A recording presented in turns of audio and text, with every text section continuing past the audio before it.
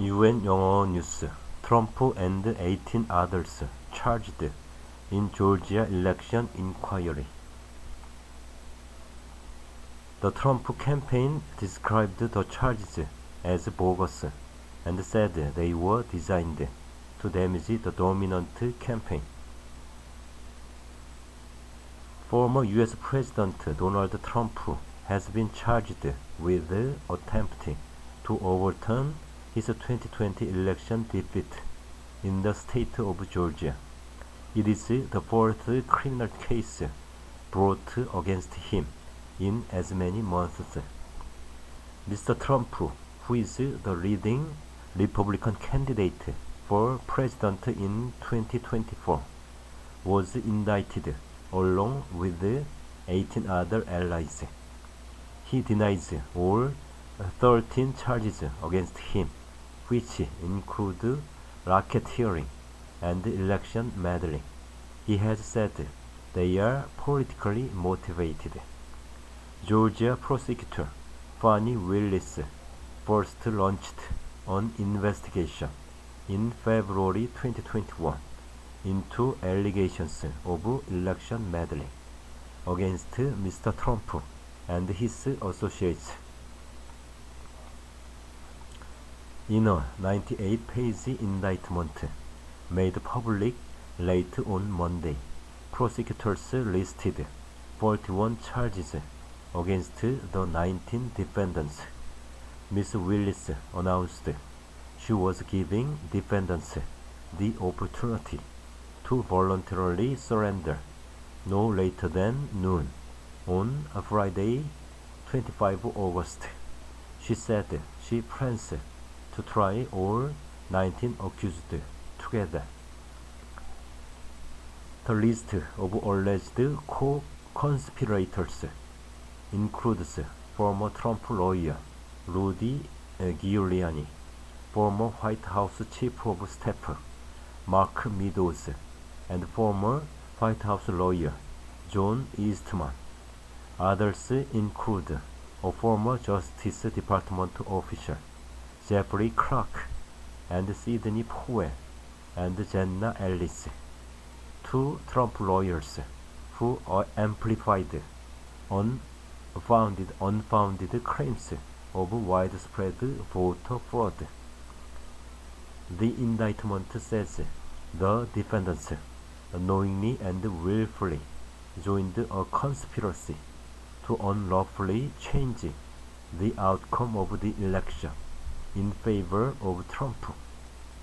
The former president is accused of the following felony counts, including violating Georgia's Racketeering Act, solicitation of violation of oath by public officer, conspiracy to impersonate a public officer, conspiracy to commit forgery in the first degree, false statements and writings, and filing false documents.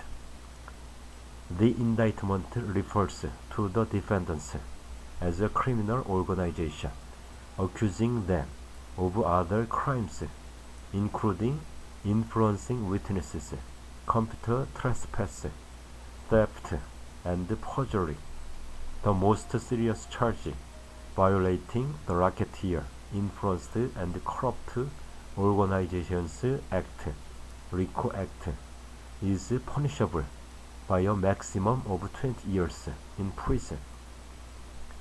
The act, designed to help take down organized criminal syndicates like the mafia, helps prosecutors connect the dots between underlings who broke laws and those who gave them orders. In a statement, the Trump campaign described the district attorney as a rabid partisan who had filed these bogus indictments to interfere with the 2024 presidential race and damage the dominant Trump campaign. This latest coordinated strike by a biased prosecutor in an overwhelmingly Democrat jurisdiction not only betrays the trust of the American people, but also exposes the true motivation driving their fabricated accusations, said the statement. He is the first former president in U.S. history to face criminal charges. Fulton County District Attorney Fani Willis launched an investigation in February 2021. There was confusion earlier on Monday when a list of criminal charges against Mr. Trump appeared on a Fulton County website before the grand jury had voted to return an indictment. The filing said Mr. Trump had been charged with racketeering, conspiracy to commit fraud, and making false statements. A spokesperson for Ms. Willis said the document was fictitious but did not explain how it ended up on the court's website. Mr. Trump and his allies seized on the apparent clerical error to claim the process was rigged. Earlier this month, Mr. Trump was charged by federal prosecutors in Washington, D.C.